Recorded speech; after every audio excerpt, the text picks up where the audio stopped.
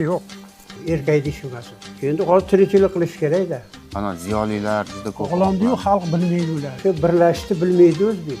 Mana qo'shning yomonlaydi, sen ham yomonlaysan. Mana qo'shning yaxshilaydi, sen ham yaxshilaysan. Tirikchilikdan tashlagan maktabda tashlagan. Paradni tashlamasa qanaqa kolxoz ishlaydi? Kolxoz tuzilgan. Buni siyosatchi bo'lib tug'ilish kerak. Sovet davrida. Sovet davrida O'qishga olmagan muxolifatchini o'ldi. Uni ichgandan keyin layloni aytaverasiz. Yana boshlayman. Ha? Siyosatchi yo'q o'zbek.